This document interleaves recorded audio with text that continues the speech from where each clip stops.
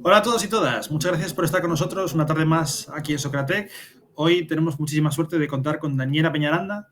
Ella es diseñadora de experiencias digitales, que ha vivido en muchos países y ha trabajado en muchos proyectos distintos y hoy en día reside en Francia y se desenvuelve sobre todo en el mundo tecnológico.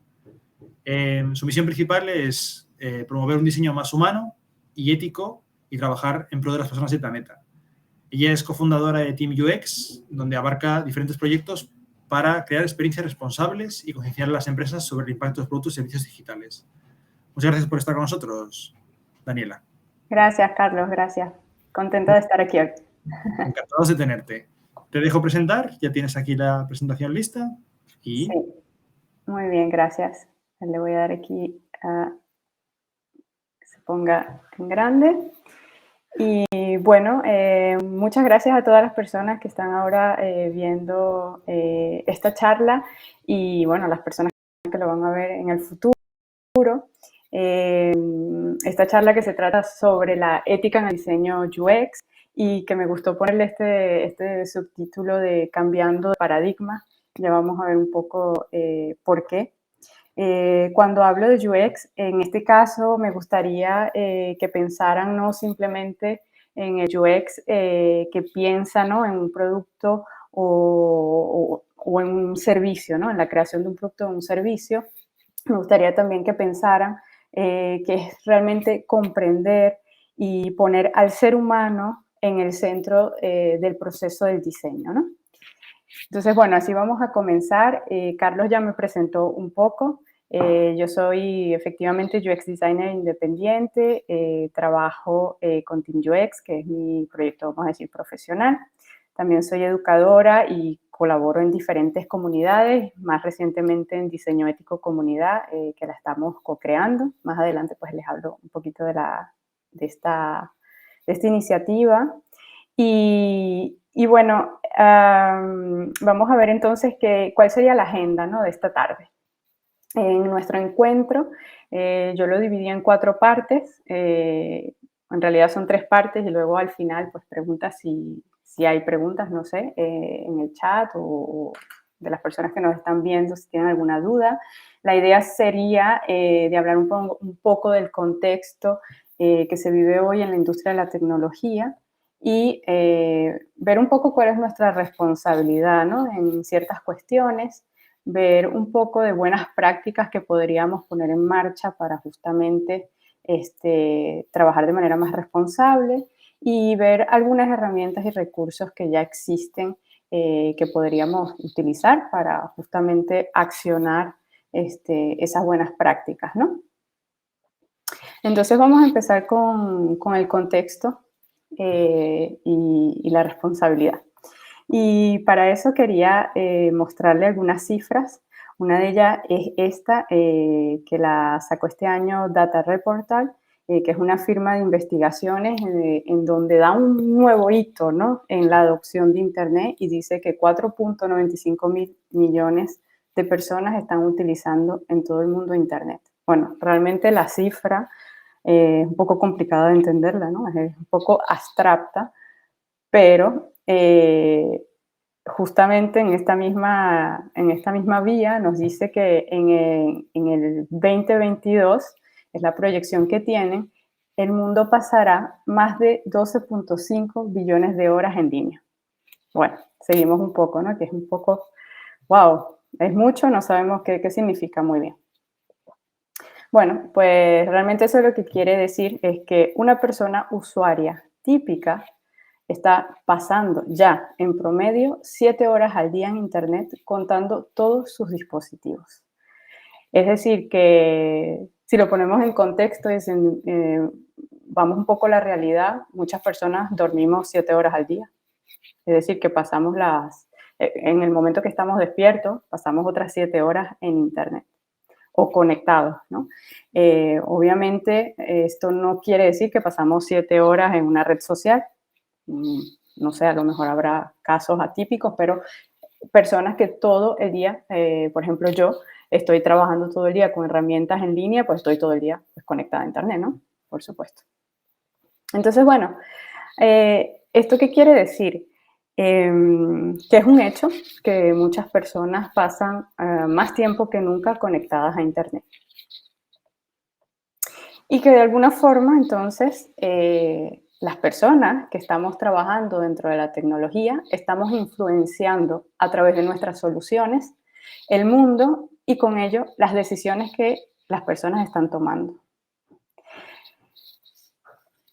Y bueno, hay una frase que les traigo hoy que yo pienso que demuestra muy bien qué es lo que quiere decir eso que acabo de comentar, y es que quien controla el menú controla las opciones, ¿no? Esto lo dijo el ex design ethicist de Google. Y bueno, quiere decir que cuando nosotros estamos decidiendo qué ponemos o no en un producto digital, por ejemplo, en un servicio digital, estamos también poniendo nuestros juicios de valor en esas opciones y estamos pues controlando de alguna forma, ¿no? Bueno, pero ¿a quién influimos realmente? Bueno, nos diríamos normal a las personas, pero también estamos influyendo a comunidades, estamos influyendo la historia, estamos influyendo cultura, estamos influyendo política e incluso seres vivientes en general, para decir no solo a los humanos, sino a otros seres vivientes también. Y estamos influyendo también al medio ambiente, con todas esas decisiones que nosotros pues estamos tomando, ¿no? Y en todo esto sabemos que, ya sabemos, ¿no?, que ahora podemos tener ese control del menú y que influenciamos de manera directa al mundo y que de cierta forma estamos ejerciendo una fuerza moral que no es muy clara en la industria tech. No tenemos un norte, no sabemos cuál es nuestra estrella guía, no nos hemos puesto de acuerdo. Y yo quiero recordar que normalmente que la tecnología, ¿no?, está realmente avanzando de una manera exponencial y que, bueno, que nos trae grandes ventajas, por supuesto, pero que no está yendo de la mano con la ética. Y lo que sucede es que para que nosotros tengamos progreso como humanidad, necesitamos que ese progreso sea tecnocientífico y ético, van de la mano. Y bueno, parece que en este momento no están yendo muy de la mano. Y entonces es cuando nos preguntamos realmente de qué sirve la tecnología que avanza si no hay un norte. Y cuando hablamos de ese norte, yo me estoy refiriendo a los fines que perseguimos la humanidad, ¿no? A nuestro bienestar y pues a nuestro progreso, por supuesto. Y a todo esto, pues la pregunta también es, bueno, si la tecnología avanza tan rápido y la tecnología es hecha por los humanos, pues son los humanos, ¿no?, que la están haciendo o haciendo que crezca esos pasos agigantados. No es la tecnología sola que está, digamos, avanzando, ¿no? Y bueno, esto lo vemos, por ejemplo, con algo tan sencillo como cuando trabajamos dentro de una empresa de tecnología que utilizamos pues enfoques o metodologías tipo Lean Startup, ¿no? Casi todos los que trabajamos en tecnología o sea, tenemos que conocer digamos, esta manera de trabajar. Y lo que sucede con este tipo de enfoque es que obviamente hacemos y luego nos hacemos las preguntas, ¿no? Entonces, bueno, digamos que es una propuesta que es empírica, estamos siempre en observación y experimentación, pero luego es que nos hacemos las preguntas. Y entonces vamos muy rápido porque queremos agilizar todo, agilizar los procesos y no nos hacemos tal vez las preguntas que nos tenemos que hacer antes de crear o antes de ejecutar, ¿no? Entonces, bueno, ya por allí nos damos cuenta que si la industria de la tecnología hoy está liderada por ese tipo de metodología, pues obviamente es normal que la tecnología avanza a pasos agigantados. pero de nuevo, ¿de qué sirve, de qué nos sirve esa tecnología que avanza si no tiene un norte, ¿no? Y en ese mismo aspecto, pues la cuestión es decirse que debemos ser responsables de anticipar y disminuir las peores consecuencias de todas las soluciones que creamos, porque obviamente si hacemos todo tan rápido y no nos da tiempo de anticipar, pues pasan las cuestiones que pasan, donde hay consecuencias negativas que se crean a causa de la tecnología digital, ¿no? Les voy a poner aquí un ejemplo, ¿no? Aquí puse, aunque suena muy fuerte, que la UX podría ser legalmente responsable de causar muertes.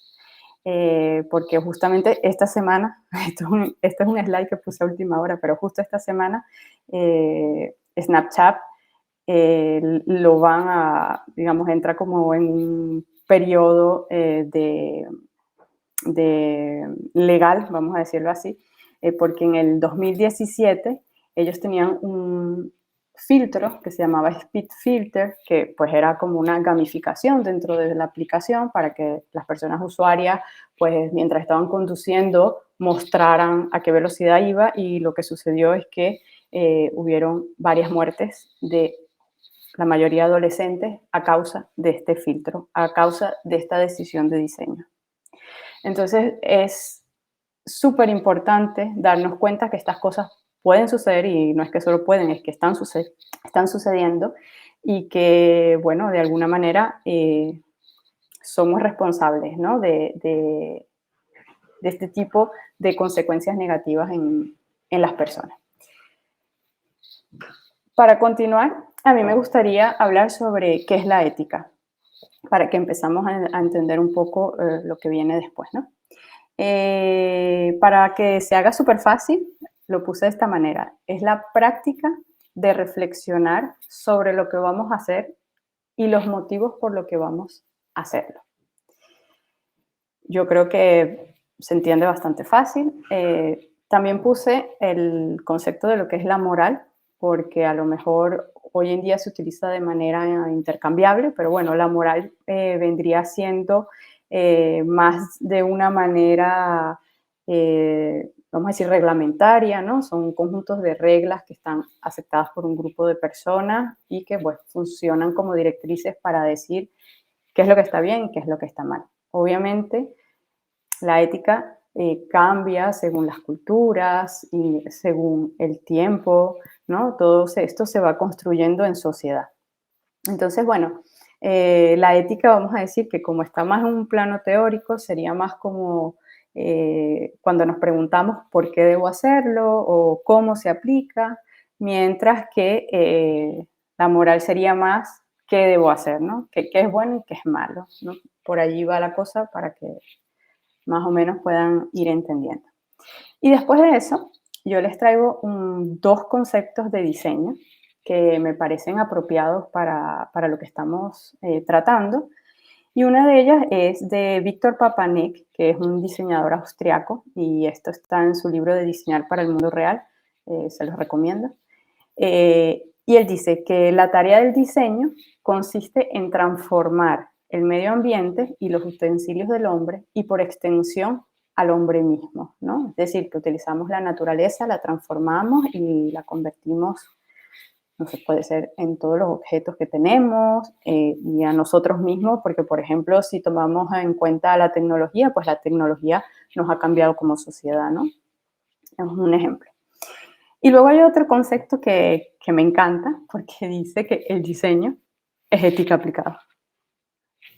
¿Qué quiere decir eso? Que cuando diseñamos, si venimos un poco a lo que hablamos de qué es la ética, cuando diseñamos estamos poniendo en práctica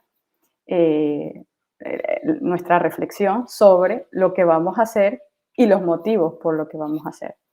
Por lo cual, un diseño que es ético debería ir en esa, digamos, en esa vía, ¿no? En ese sentido. Y cuando hablamos de qué es entonces la ética en el diseño digital, es que estamos realmente considerando con detenimiento el impacto que genera o que puede generar, ¿no? En el futuro un negocio, un producto, un servicio, incluso una funcionalidad, como vimos con lo de Snapchat, para asegurar el respeto fundamental de seres vivientes y del planeta. O sea, ahí está el punto. ¿Cómo aseguramos ese respeto fundamental? ¿Cómo aseguramos los derechos ambientales, los derechos humanos, ¿no?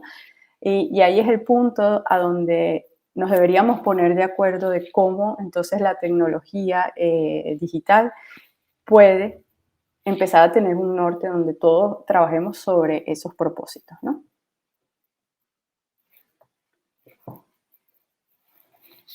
Les dejo aquí otra frase.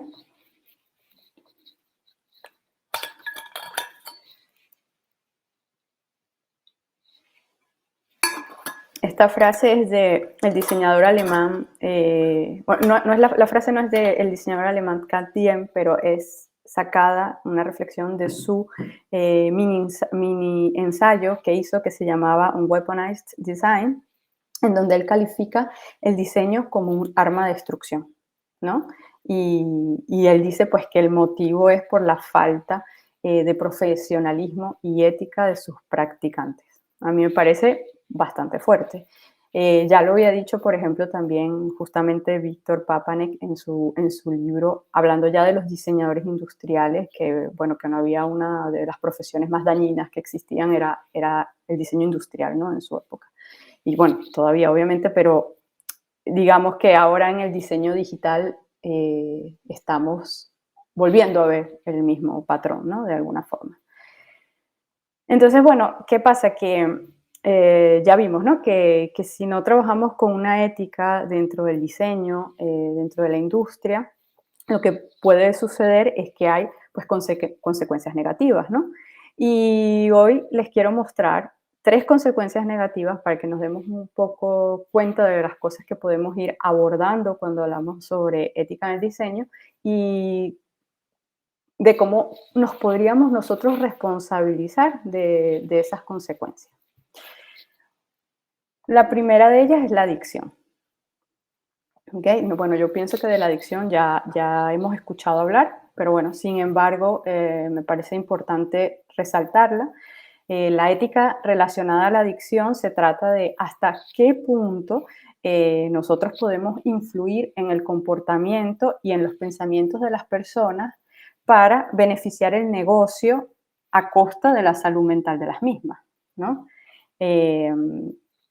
Ya sabemos que muchos servicios digitales, bueno, pues causan problemas mentales como, pues, o problemas de salud como complicaciones del sueño, ansiedad, pérdida de control, trastornos de conducta, depresión, agresividad, bueno, incluso polarización política y, bueno, adicción, ¿no? Y, y entonces yo lo que me gustaría mirar un poquito más allá es decirnos que tenemos que entender que la industria de la tecnología digital se basa en una economía que es la economía de la atención y en una economía conductual.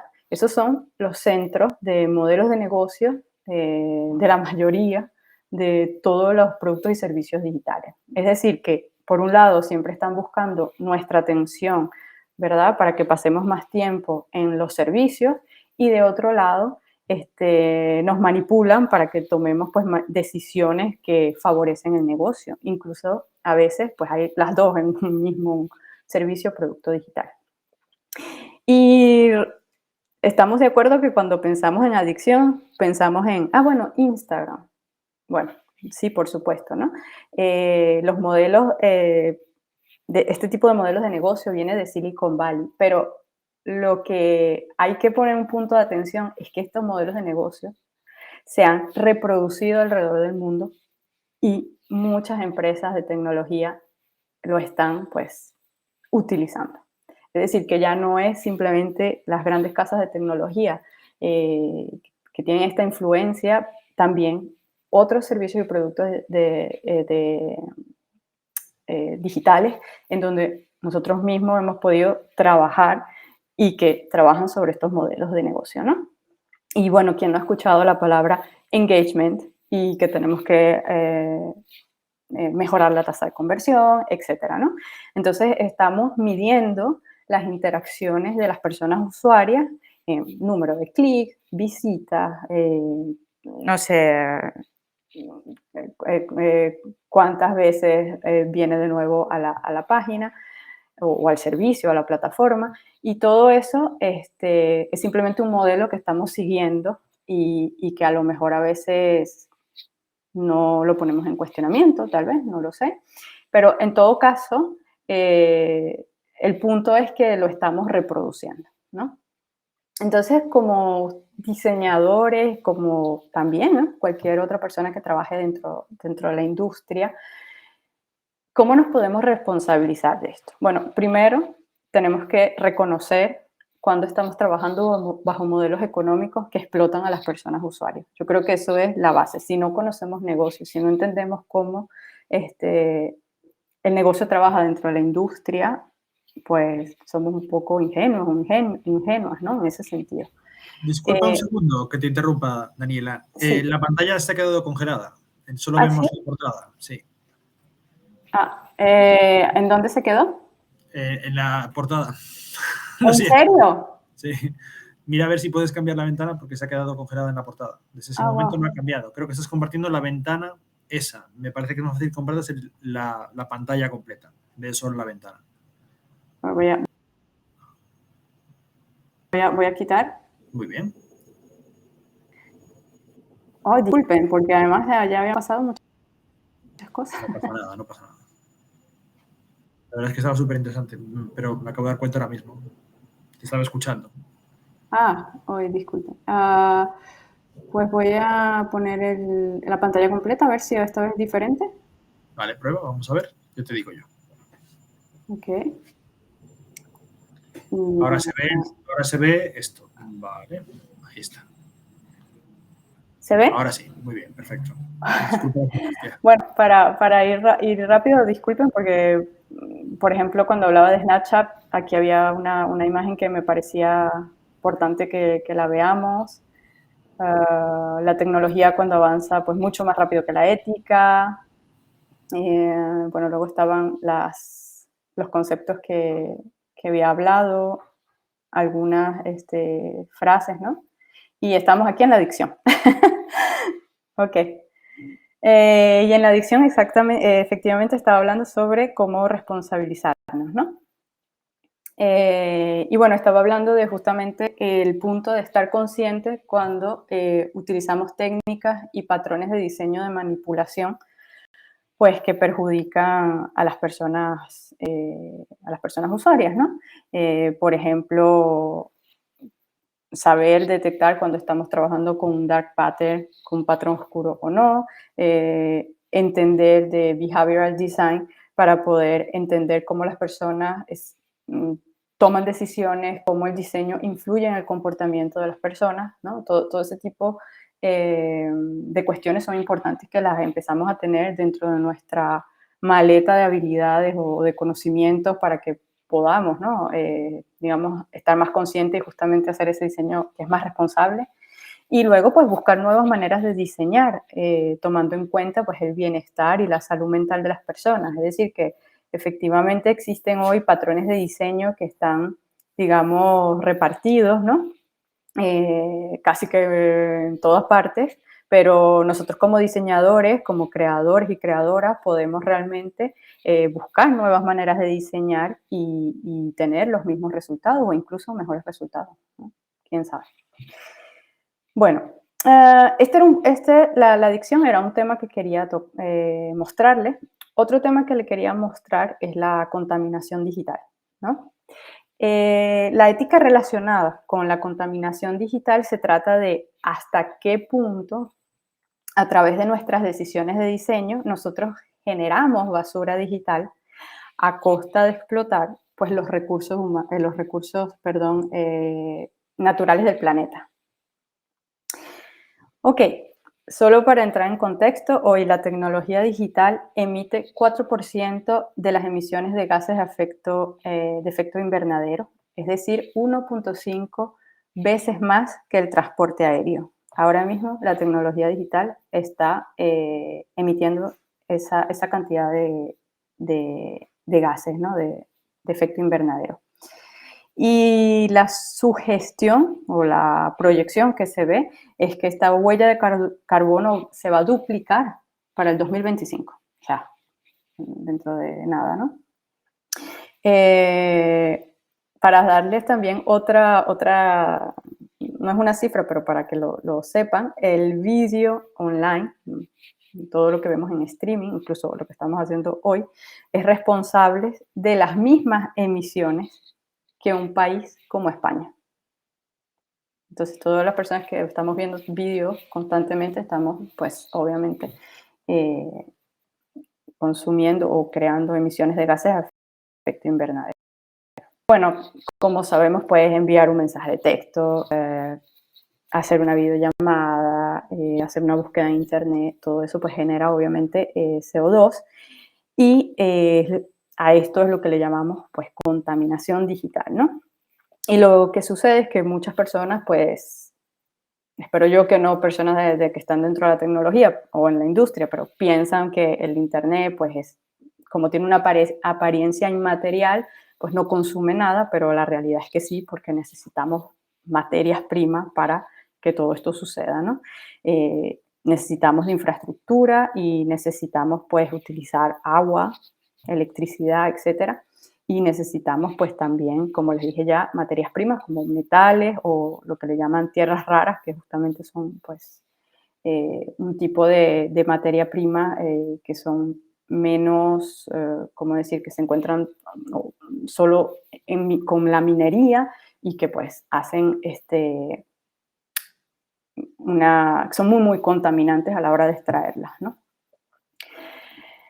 Y bueno, eso es como la contaminación digital, pero aparte de la contaminación digital, el otro efecto que viene también a partir de esto es lo que se le llama el e-waste, que es la basura electrónica, en donde obviamente estos dispositivos electrónicos que nosotros utilizamos para poder acceder, ¿no? a los servicios y a los productos, y bueno, al internet en general, etcétera, pues también se contribuyen, ¿no?, a la contaminación porque se convierten en una basura electrónica. Como vemos en esta foto, esto es en Ghana, pues muchos de los aparatos electrónicos que usamos en países desarrollados terminan en países en desarrollo y son pues basureros enormes de productos electrónicos, ¿no?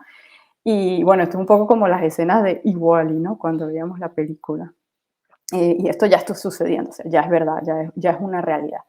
Y bueno, ustedes me dirán, bueno, pero yo como diseñador, diseñadora, desarrollador web, etcétera, ¿qué tengo yo que ver con eso? Muchísimo, muchísimo, porque todas las decisiones de diseño que tomamos sí que dejan una huella ecológica en el planeta y eso lo tenemos que saber, lo tenemos que interiorizar y nos tenemos que responsabilizar por ello, ¿no?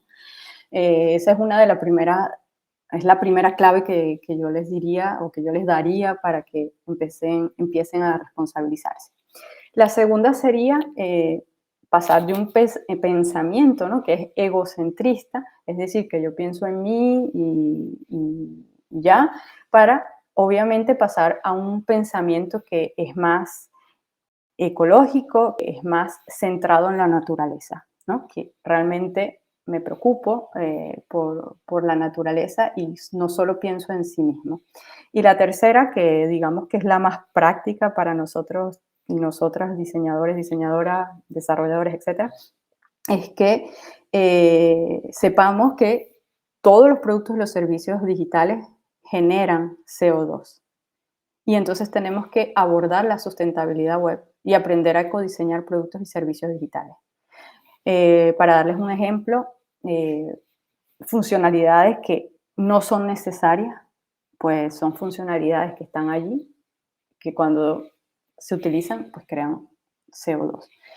Tener flujos de usuarios o user journeys que no están optimizados, crean más etapas, por ejemplo, dentro de un servicio, pues generan más llamadas al servidor, pues generan más CO2.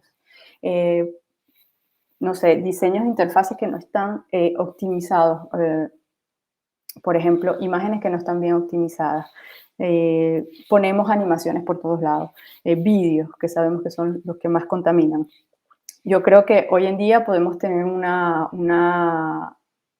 digamos, un ambiente digital que sea más sobre de alguna manera y que además pues contribuye justamente a no crear más CO2 de lo que ya estamos haciendo. Por supuesto es un gran reto porque están viniendo nuevas tecnologías y por ejemplo la blockchain obviamente es una tecnología que consume o que genera muchísimo CO2 y bueno, se tienen que ver cómo se podría, ¿no?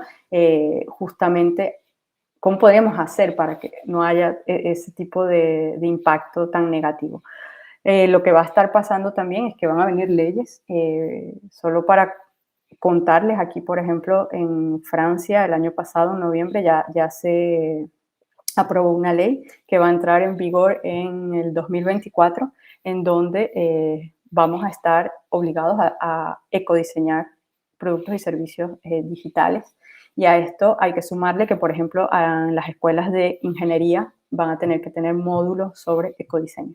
Entonces, bueno, tanto diseñadores como desarrolladores, todos vamos a ir juntos, digamos, de la mano para poder hacer eso posible, ¿no?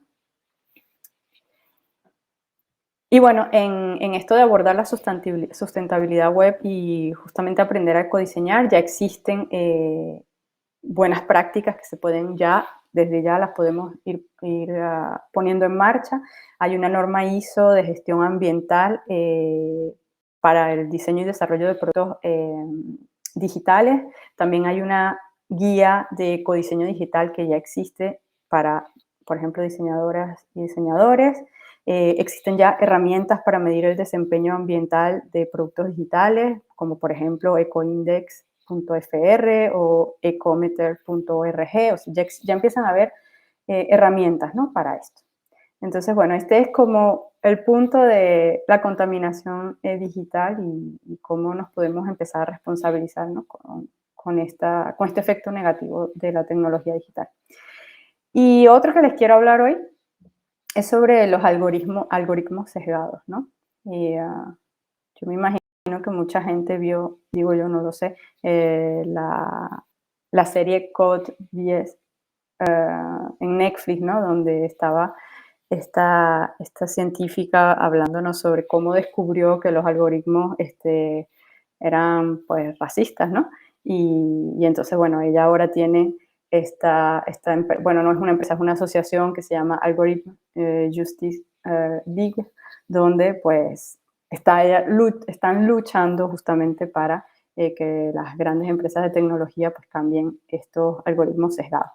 Entonces, IA, inteligencia artificial, en este caso, tiene diversos dilemas éticos y uno de ellos se trata de hasta qué punto priorizamos eficiencia, escalabilidad y automatización antes que la aumentación, la inclusión y los contextos locales, ¿no?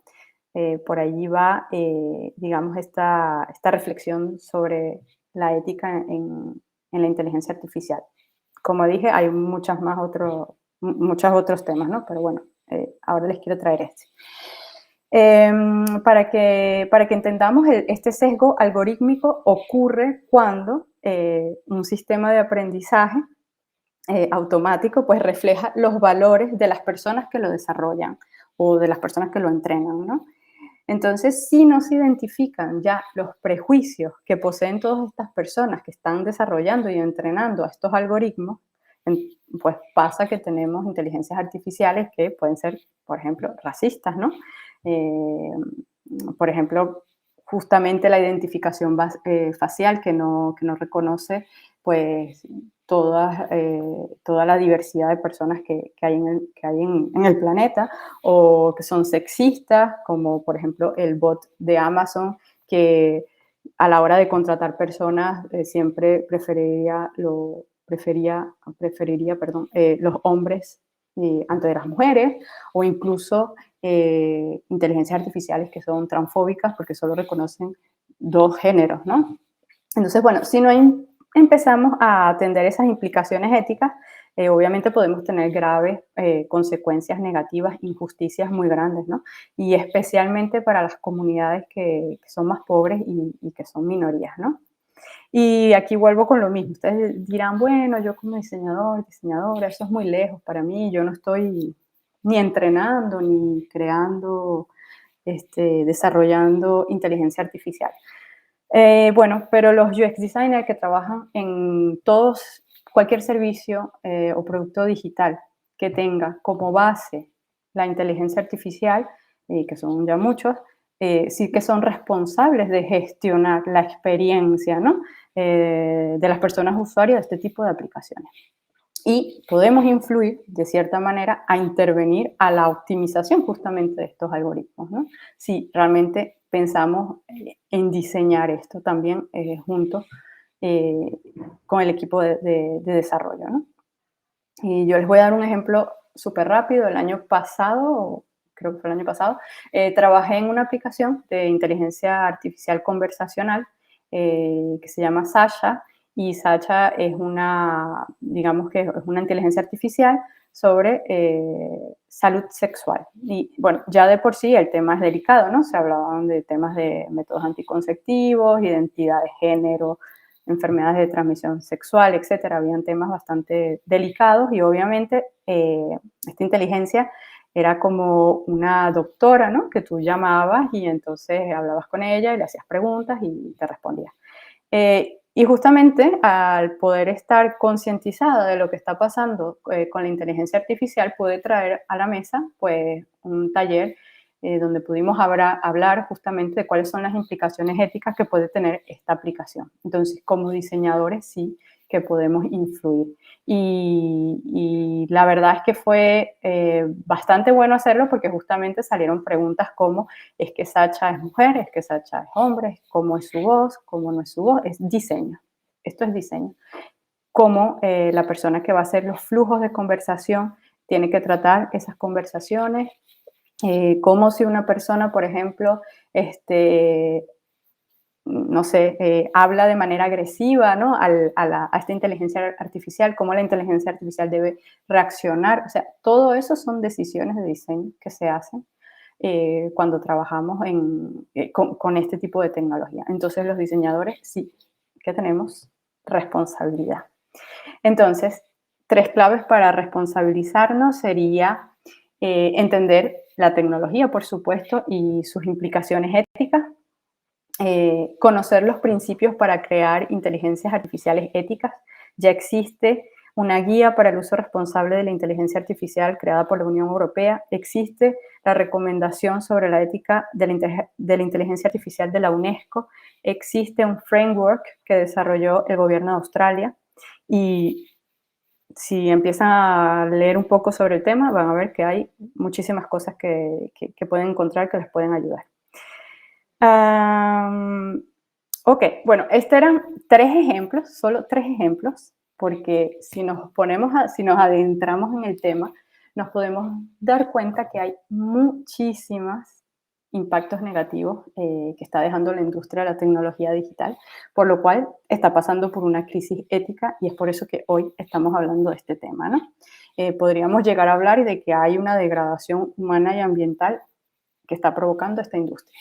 Entonces, bueno, es por eso que, como ya les dije, hay que poner sobre la mesa este tema y que si son curiosos y curiosas sobre el tema, van a ver que ya se empieza a hablar en muchísimas partes. Existe una nueva comunidad que se está creando también a nivel europeo por una chica de Dinamarca que ella escribió el libro junto con otros autores de Ethical Design Handbook, sí, creo que se llama así.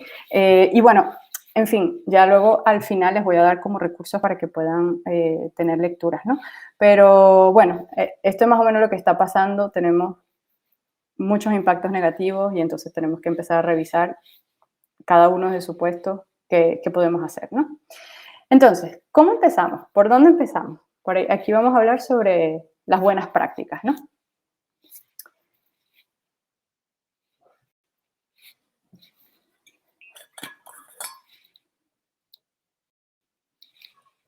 Bueno, la primera cuestión es empezar a evitar, ¿no?, las ideas preconcebidas, algunos mitos que existen alrededor de la ética. Por ejemplo, que la ética es solo un asunto personal y la realidad es que no, la ética es intersubjetiva, se hace entre sujetos y personas, ¿ok? Entre las personas, está en construcción conjunta. Que la tecnología tiene valores neutrales. Bueno, ya vimos por ejemplo, con la inteligencia artificial que no es cierto, ¿no? Entonces, estos valores pues nos ayudan a condicionar la tecnología para que sea humana, porque a eso siempre queremos hacer una tecnología que sea humana, entonces pues la condicionamos con valores, ¿no? Que la tecnología tiene la solución para todo, ¿no? A esto se le llama tecnosolucionismo, es decir, que pensamos en la tecnología como solución y no como una herramienta. Que nosotros no podemos detener la marea tecnológica y como ya dije al principio, somos las personas que trabajan dentro de la industria de tecnología que hacemos que la tecnología avance muy rápido. Así que, por supuesto que tenemos el poder. Obviamente, lo que va a pasar ahora es que, o como ya pueden ver, si ven un poco el panorama de las regulaciones que se están intentando poner en marcha, es que se va, en todo caso, las quieren ralentizar de alguna manera y con las regulaciones, pues va a suceder, ¿no? O en un intento lo van a hacer. Luego de esto está que, bueno, que no podemos retrasarnos en cuestiones éticas, ¿no? Y si se recuerdan también, cuando hablamos de diseño y ética, reflexionar es parte de nuestro trabajo. Entonces es posible incorporar la ética en nuestra práctica de diseño. Y por último, que la ética no es buena para el negocio. Y bueno, hay una cosa que se llama el capital de la confianza y salió un informe, un estudio en Australia también, en donde ellos dicen que un aumento en el comportamiento ético podría aumentar el ingreso promedio de los australianos hasta $1.800, o sea, 1.800 dólares por mes, porque bueno, no, me imagino que no sé cuál es la media, no sé, y que además de esto, pues elevan el PIB, ¿no? Y bueno, este aumento en el desempeño de una empresa basado en percepciones éticas puede aumentar los activos hasta aproximadamente 7%. Bueno, es decir, en su reporte lo que ellos querían transmitir es que efectivamente en las proyecciones que ellos hacen, sí ponen en marcha un capital de confianza dentro bueno, ellos están hablando ya de manera infraestructura, saben que va a mejorar el PIB del país.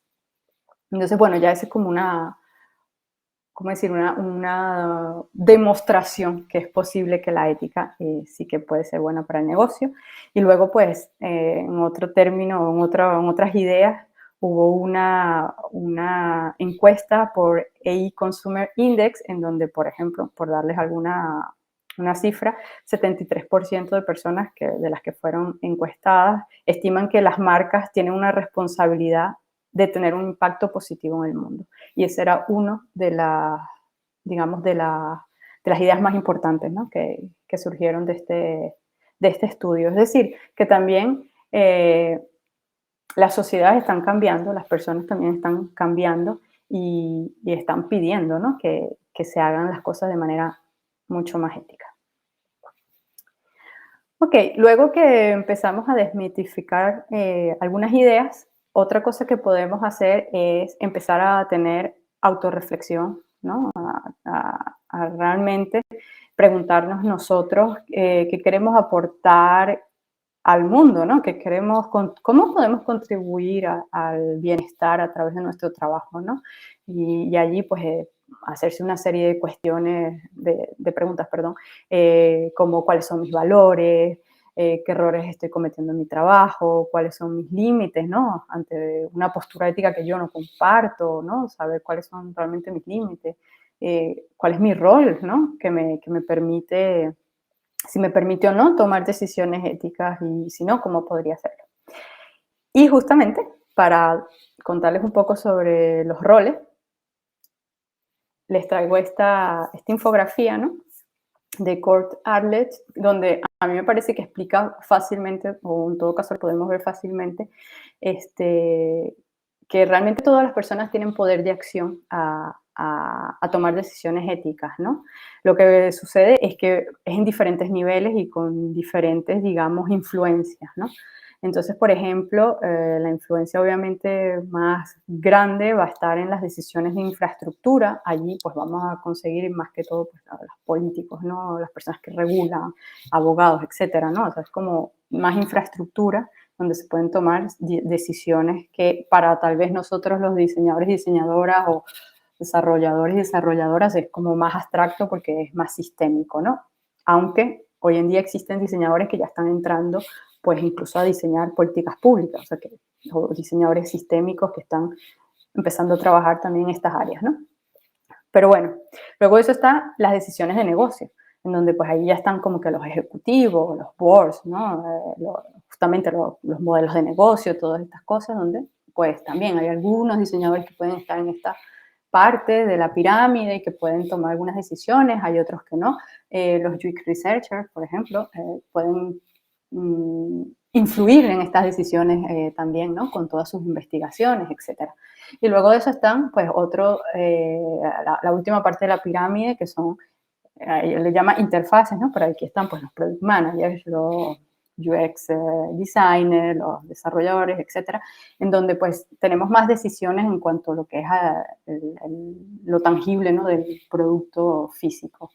Y entonces, bueno, el producto físico, quiero decir, el producto tangible digital, ¿no? Y bueno, ya vemos que realmente en toda esta pirámide nosotros nos podemos encontrar más abajo, más arriba, pero todos tenemos poder de acción. Y eso es lo importante a saber, ¿no?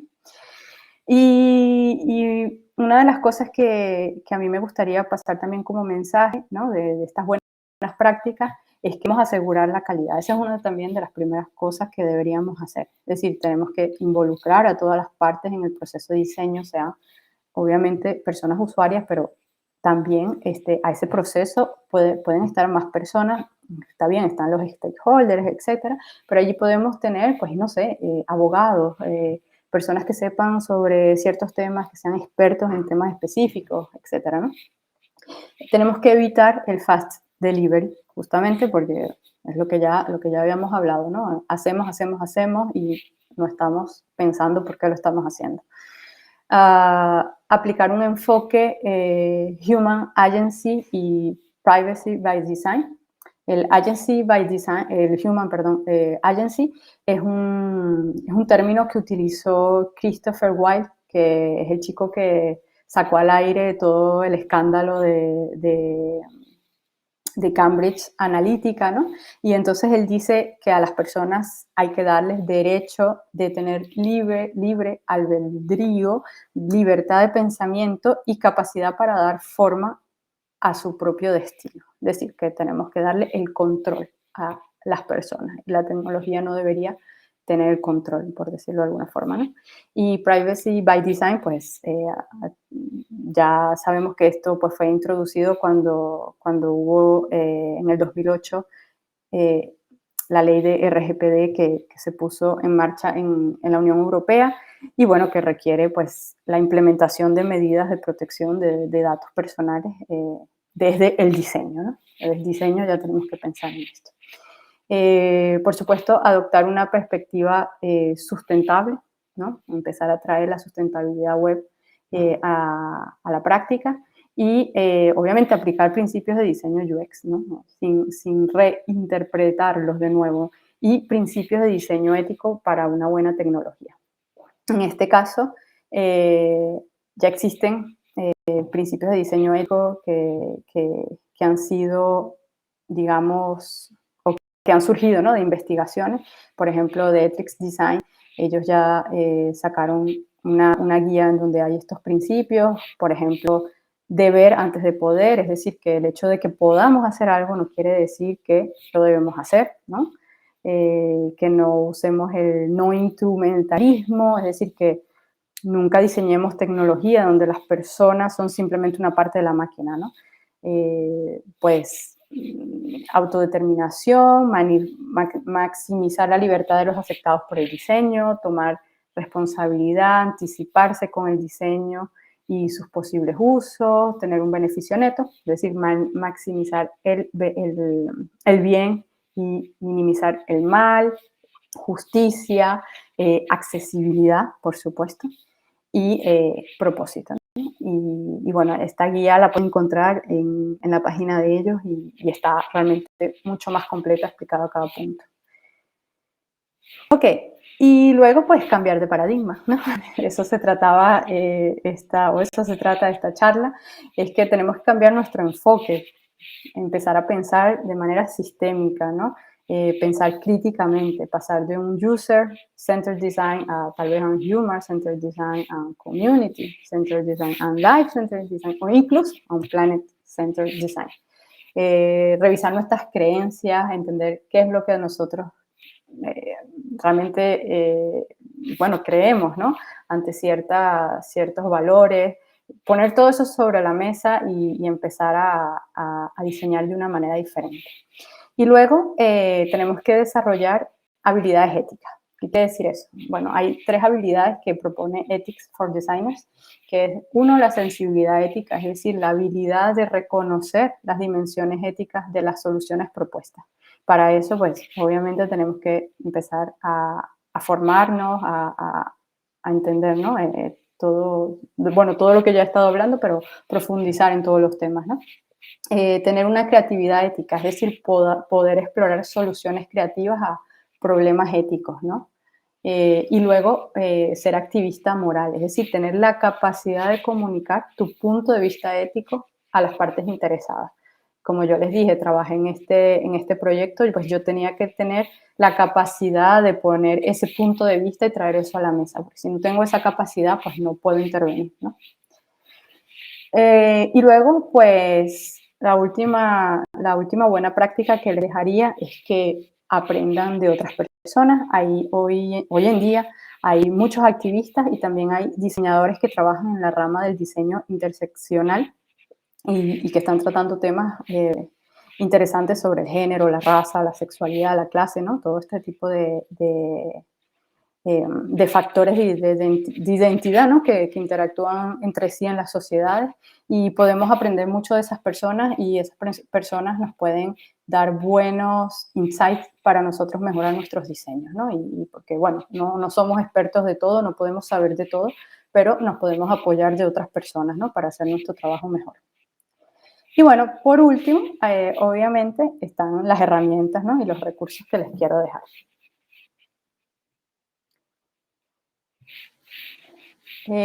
Los primeros son lecturas, ¿no? Existen ya una cantidad de lecturas que podemos tener y comenzar a empaparnos sobre estos temas y empezar a profundizar. Bueno, no sé si luego la escuela, luego lo hablamos al final, tal vez puede pasar la presentación para que tengan todos estos recursos. Luego existen podcasts los que pueden ir a visitar y aprender sobre estos temas, ¿no? Y luego existen herramientas concretas, ¿no? Que ya están en internet disponibles, que las pueden descargar. Por ejemplo, existe este toolkit de diseño sistémico, ¿no? Para las personas que quieren abordar problemas complejos a nivel organizacional o a nivel social derivado de productos y servicios digitales, pues tienen este toolkit. Luego tienen toolkits de diseño especulativo, ¿no? El diseño especulativo es como una aproximación, ¿no? Al diseño que busca plantear preguntas en lugar de soluciones. Entonces tenemos este cono que representa un poco como la línea del tiempo y entonces allí podemos ver diferentes escenarios y anticiparnos a los problemas que puede generar las soluciones que estamos creando y bueno, tener justamente respuestas y soluciones, ¿no? a esos impactos negativos. Para las personas que están trabajando, por ejemplo, en talleres, que hacen talleres UX con stakeholders, con personas usuarias, etc., existe este toolkit de diseño ético donde hay pues, una librería de recursos bastante cool, ¿no? Realmente justamente de talleres, de actividades en grupos, y también tiene otro tipo de recursos. Luego hay cuestiones como más puntuales, como este canvas de producto digital, ¿no? En donde pues ayuda a identificar un poco los riesgos que tienen algunos productos digitales, y tanto para personas como también para la comunidad, para la sociedad. Y bueno, como utilizamos otra cantidad de Canvas, pues podemos empezar a utilizar este tipo de Canvas para poder ayudarnos a hacer, o sea, poder tener nuevas preguntas y empezar a ver justamente de una forma más sistémica. Hay cosas precisas, como le dije, esta guía de codiseño digital, donde los diseñadores de interacción, por ejemplo, UX también, diseñadores de interfaces, pueden venir aquí y están todas las buenas prácticas para empezar a ecodiseñar. Aprender de behavioral design, como les dije, entender cuáles son, por ejemplo, todos los sesgos que existen. Yo creo que es clave, ¿no? Para los UX designers. Obviamente, cuando hablamos de dark patterns, pues ir a ver cuáles son, cómo los detectamos y cómo los evitamos, ¿no? Y también existen, por ejemplo, frameworks para tomar decisiones éticas, ¿no? Donde ya hay una serie de preguntas que nos pueden guiar, ¿no? Como un guión para que lo podamos tomar en cuenta y poner en marcha en nuestros equipos de producto. Y bueno, existen muchísimos recursos hoy en día, así que de verdad no se preocupen. Yo hice desde el año pasado, mejor dicho, estoy haciendo una database de diseño ético, y hasta ahora la database cuenta con 122 recursos de todo tipo. Hay guías, hay papers, hay artículos, hay libros, hay podcasts, hay tools, hay un montón de cosas, así que les invito a que la visiten porque tienen muchísimos recursos allí. Y por último, les quería justamente comentar que existe ahora Diseño Ético Comunidad, una comunidad en la que estoy participando, co-creando. Apenas está empezando, así que por el momento no tenemos como que una agenda precisa, pero bueno, nos pueden seguir ya en Instagram o en LinkedIn, y bueno, pronto seguramente venimos con algunas noticias. La misión principal es compartir pues conocimiento alrededor del diseño ético y buenas prácticas, así que estén pendientes. Y bueno, pues nada, muchísimas gracias. Me pueden encontrar como a Happy Designer en Twitter o en Instagram, o me pueden encontrar también en LinkedIn como Daniela Peñaranda, y les puedo pasar la presentación si quieren para tener todos los recursos. Sí, si nos dejas la presentación la compartiremos en nuestro Git, dado que algunas cositas no se han visto al principio y me gustaría poder compartirla. Vale, perfecto. De todos los retos que has mencionado de cara al futuro, ¿cuál consideras que es el primero que tú atacarías o el que consideras más importante? Bueno, yo pienso que justamente responsabilizarnos nosotros mismos. Yo pienso que muchas veces lo que pasa es que nos parece que todo es lejos y que no es culpa de nosotros. Y me parece fuerte esa palabra culpa, pero si nosotros estamos reproduciendo todo lo que está mal, pues sí tenemos un poco de culpa, ¿no? En cierta forma. Entonces yo, no sé, para dar un ejemplo muy, muy concreto, yo doy clases, ¿no? Y cuando ves a los alumnos que tienen que hacer un carrito de compra, van a Amazon y se copian de todos los diseños que haya yo, todos los sistemas. Y eso, pues, vale, está bien, estamos aprendiendo a diseñar, pero también tenemos que empezar a aprender, ¿no? A qué no debemos hacer o por qué no lo debemos reproducir. Y también, justo hablando de eso, es un llamado también a la educación, ¿no? Al sector de la educación del diseño. Tenemos que poner este tema dentro de los, digamos, de los pensum, ¿no? De lo que vamos a enseñar, porque si no, ¿quién enseña estas cosas, no? Claro. Sí, sí. Uno de los, a mí me sorprende muchas veces, lo pienso todos los días, bueno, muchas veces, que la formación sigue siendo igual que cuando nosotros estudiamos. Cuando vivimos en un mundo completamente distinto, sigue habiendo libros de texto físicos, los niños van al colegio con la mochila cargando, todo sigue siendo más o menos igual. Y el temario, doy por hecho que habrá sido o seguirá siendo exactamente igual, ¿no? Que lo que estudiamos nosotros. Por ahí es un motivo de cambio. Y en cuanto a los retos, en cuanto a la IA, ¿tú cómo crees que va a cambiar un poco todo en ese sentido? Pues Sí, pues yo pienso que va a cambiar con las regulaciones sobre todo. O sea, aquí en la Unión Europea ya están intentando avanzar en eso. La idea es Sí, hacer una etiqueta, un label, ¿no? Un poco ético de la inteligencia artificial. Yo no sé si de por un lado para diferenciarnos un poco de lo que está haciendo China, por ejemplo, o otras regiones, pero bueno, es verdad que cuando vemos los impactos que está creando, yo diría que es alarmante, ¿no? Porque si no lo atajamos ahora, dentro de 10 años va a ser mucho más complicado, ¿no? sí. Yo tengo la duda, yo tengo la duda de si realmente llegaremos en mi opinión, la tecnología siempre va por delante de la legislación, siempre, ¿no? Desde el principio de Internet, cuando quisieron legislar Internet ya existía, ya estaba súper extendido y un montón de cosas, ¿no? Entonces, ahí ponerse al día una cosa que avanza tan rápido es muy difícil, porque las leyes hay que pensarlas a años vista. Y luego llegan cuando ya está el daño hecho en muchas ocasiones, ¿no? Sí. Si te parece, te traslado una pregunta de los que están en el chat. A Ale de ver, Blas, ¿qué? ¿perdona?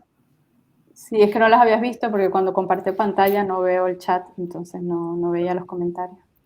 Dice Ale de Blasi, estoy trabajando con un cliente que está en pleno proceso de transformación digital y están en el momento donde quieren que sus usuarios dejen de recibir fotografía en papel y empiecen a recibir en digital, lo cual me parece excelente. Mi pregunta desde lo ético es que creo que la empresa se hace más por ahorrarse la plata de la impresión que por de verdad contribuir al planeta.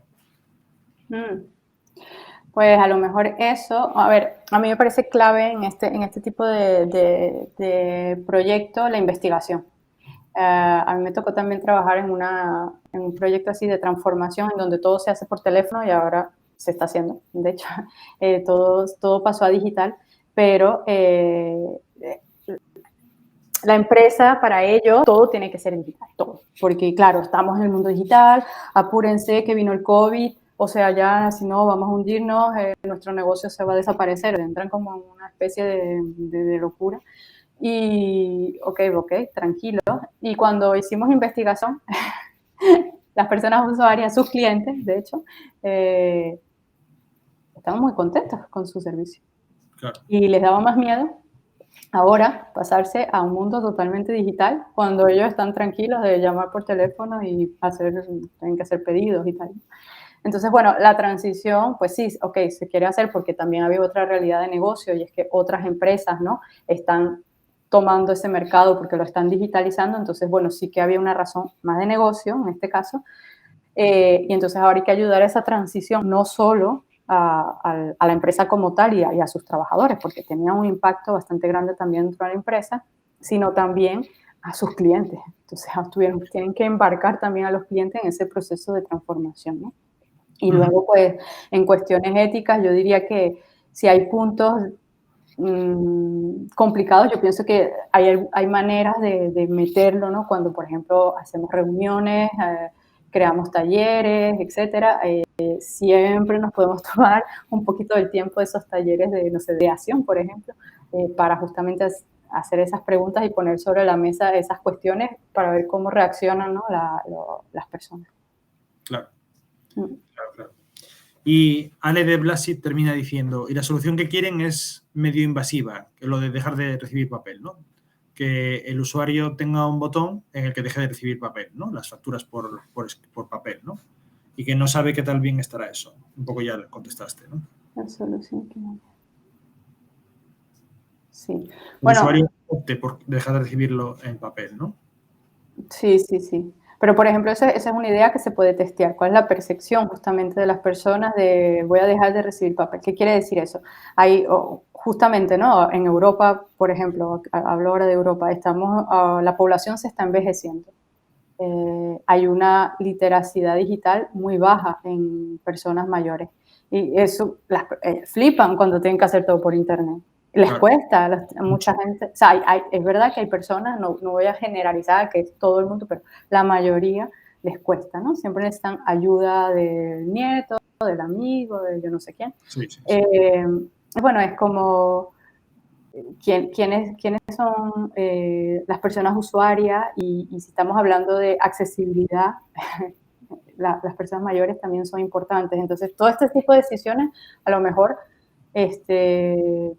bueno, hay que ver realmente si son necesarias o no y hay que ver si son en todo caso, pertinentes, ¿no? Si están realmente, como dice Ale, ayudando o simplemente algo por el negocio. Y en el caso de que se pueda ayudar, ver realmente cómo, ¿no? Ver realmente cómo.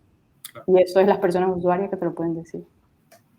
Claro, si al final son los primeros que tienen que opinar. Bueno, claro. Lo decimos así, pero resulta evidente, ¿no? Sí. Bueno, Daniela, me ha gustado muchísimo tu charla. De verdad que has tocado temas que yo creo que son el inmediato futuro. Ha estado genial y muchísimas gracias por estar con nosotros. Y gracias a todos los que nos estáis escuchando en directo. Gracias por la invitación y a la próxima, espero. Pues cuando quieras, aquí estamos. Aquí es tu casa. Vale, gracias. Hasta luego. Muchas gracias a todos por escucharnos y nos vemos en la siguiente. Gracias. Nos vemos.